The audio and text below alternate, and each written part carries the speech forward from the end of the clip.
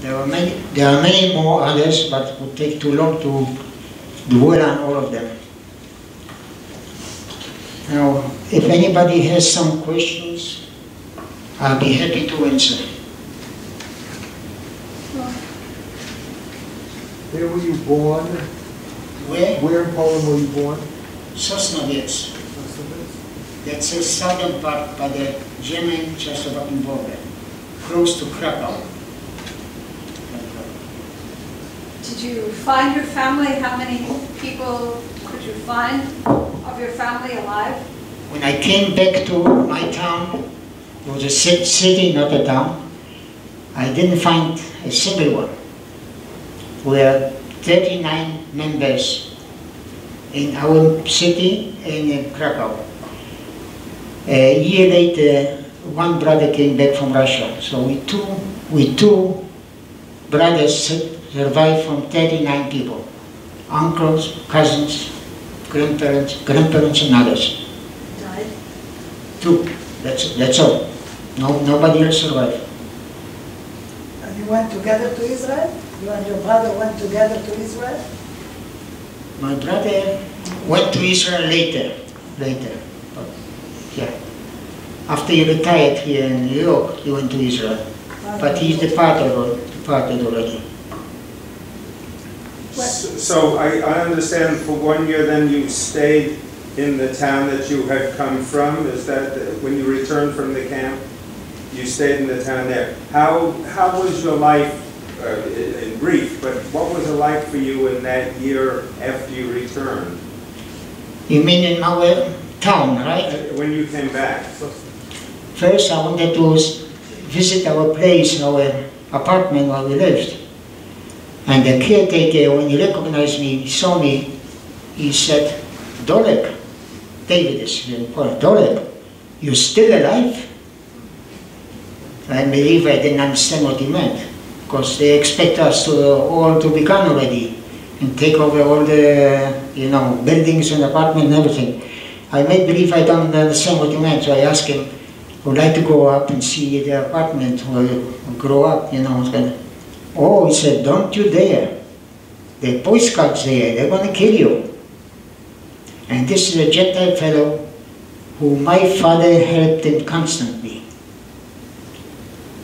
For many years, I remember, my father helped him constantly.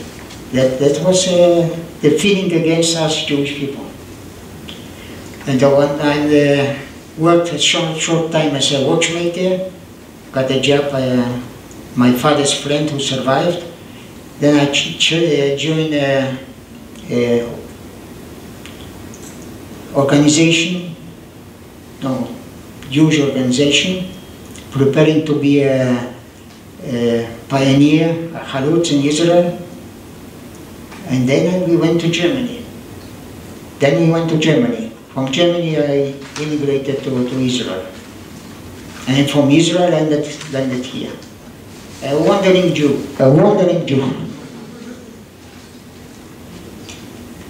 Did any other Jews return to your hometown after the war? Were there other people who came back?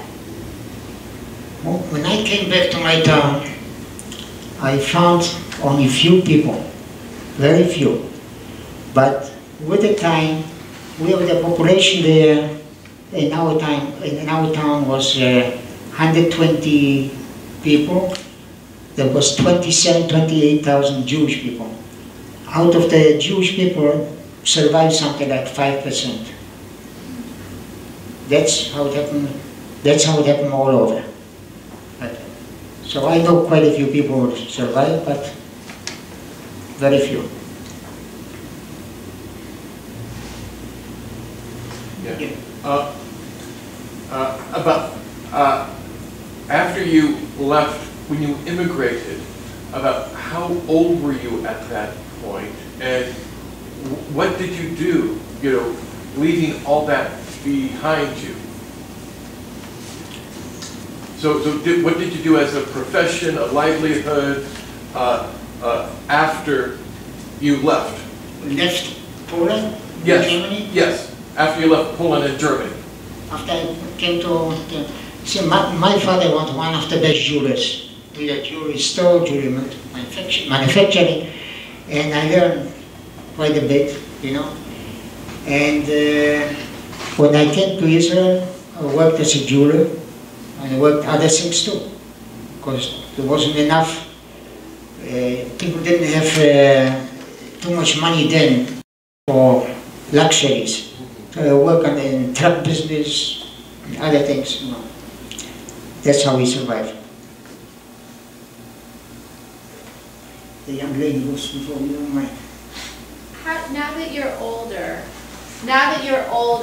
how do you find your experiences and your memories are affecting you now in your older years as opposed to when you were a young person? How is it revisiting you now, and how are you dealing with the Holocaust now? You're referring to memories about my experience or the memories in general? Either one. Right. As you get older, the memory gets affected. As you get older, the memory gets affected. But those things, what you went through, even with a weak memory, you can never forget. Never forget. You remember everything. You may not remember exactly the day or the time when it happened, but you remember all those things. This is in your brain, engraved in your brain. But otherwise, the memory is like known like all the other people. How do you cope with those memories? How do you cope with that? After the war, I had nightmares quite a long time. But then I decided I don't want to suffer from the nightmares anymore. After all, when I woke up, I realized the war is over. Why should I have those nightmares and suffer? I did enough suffering during the war. Why should I suffer? And I was thinking about it for a while, and then I decided when I'm going to have the nightmares, I have to wake up and tell myself that didn't have work right away, but after a few tries, all of a sudden I trained my brain with it. When I started having the nightmares, the SS after me and pulling me over to the forest, you know, other experiences, all of a sudden I told myself, didn't I promise myself to wake up and not to suffer? And eventually it worked. And I got rid slowly, I got rid of the nightmares, and no more nightmares.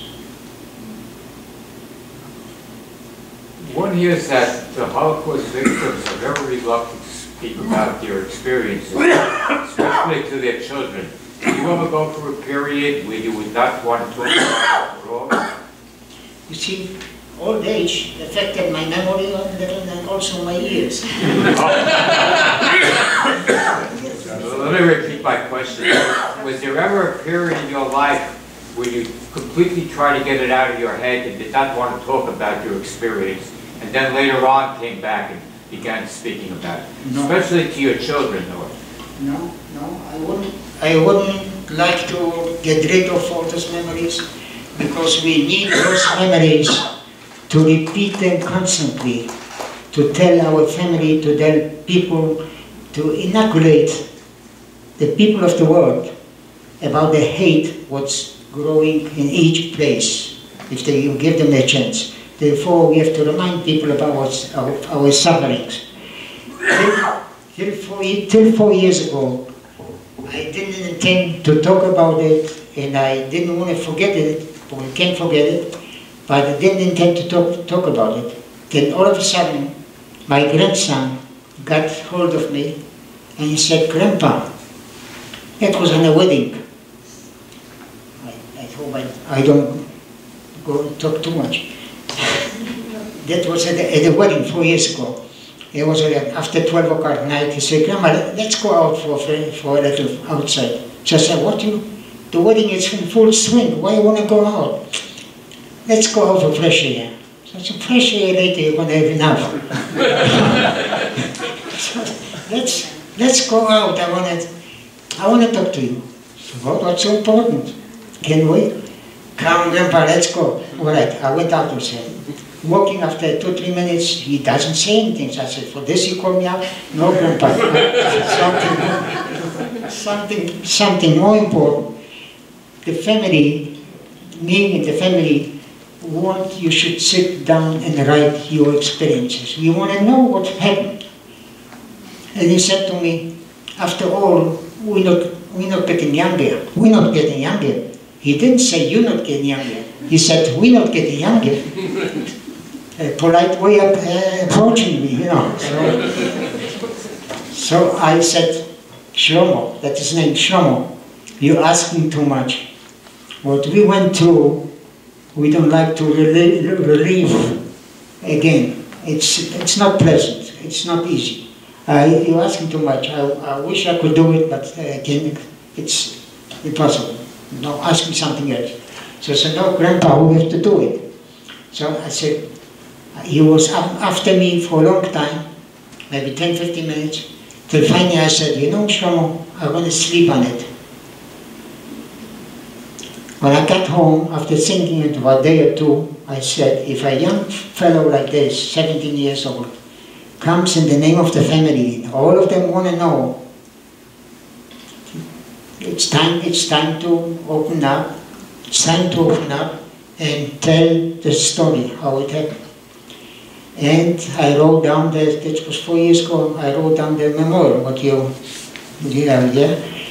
And as I got into it, then later in Miami, there was somebody approached me and says, they need a speaker to talk about these experiences about Holocaust. That's how I started, by helping here in Miami, in Senior Center, in Synagogue, other places.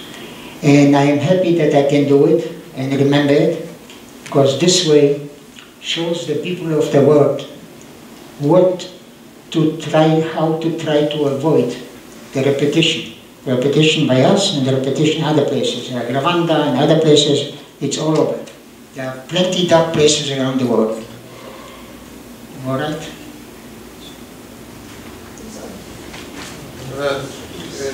Two questions, one very short. Where were you in Germany after the war? After the war? Where in Germany? First we stay in the same town, city, nice city, Gerlitz. In Polish, now it's in Polish hands, it's Kozielice. It's not far from Breslau. Breslau is Wrocław now, on Poland. The second question, I've never heard anybody before talk about the Staatswache and about the Staatswache taking over the camps as you had described. I don't know about other, sorry to interrupt you, I don't know about the other camps, I can tell you only our camp. But when the SS ran away, they had to be somebody, because after all, they still considered us a dangerous element, you know. So somebody to watch the camp, that the inmates shouldn't run away, and the population couldn't get scared of it. So the Staatswache was assembled from the old Wehrmacht, from the old army, from World War II army soldiers. World War what? World War I soldiers, yeah. All the fellows. So they were Staatswache. The Staatswache, the meaning is the guardians of the town, of the city of the town. And what exactly happened between them and the SS when the SS, you said, tried to come back? Yeah. What exactly happened? Can you just repeat that? Yeah. You know, the SS did a lot, we suffer a lot from by their hands, yeah? And they were afraid when the Russians were going to come, they're going to pay dearly for it, you know. The Russians going to take revenge. So when the Russian front was coming closer to us, they ran away, not to confront the Russians. But when they were probably a small distance, an hour later or something like this, they found out that the Russians are not too close yet. So they came back to the camp, still with a hate against us, and wanted to finish us off. Shoot us all, you know. But the Staatswache, the ex-soldiers from World War I, were against it. They were Nazis. They were not Nazis. and they were shooting between them, they ran away. They ran away again. Forgive me, you said that before, but I thought I didn't believe my ears, so that's why I had to repeat it. Yeah, that's what happened. Yes. First, I want to say your story is very moving.